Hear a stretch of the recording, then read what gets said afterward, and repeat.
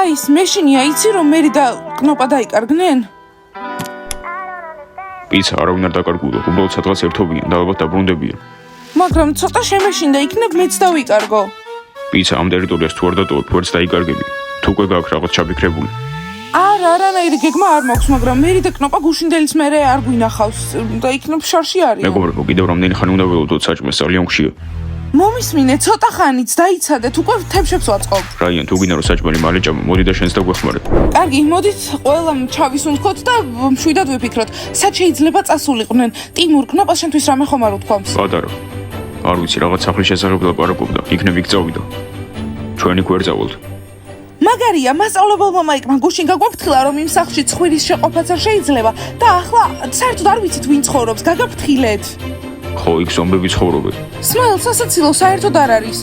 სხვათა შორის გუშინ ღამეც არ გვინახავს კნოპა და მერი კარგად. აბა ბავშვებო, დროა. ასეთი რაღაც არ წამისვამ სახეზე არასდროს. ნასია ყველაფერი პირველად ხდება, ბიჭებო? დიანა, ჩვენც. ყველა სმაილ მძაფრი ემოცია რომ მივიღოთ. კარგი საბურელო, რასაც შენი თქვი.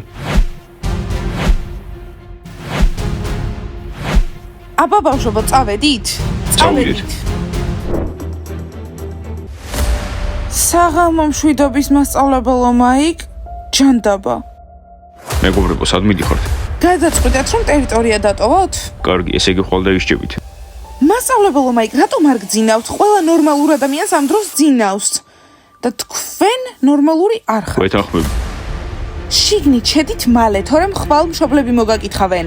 მაგარია.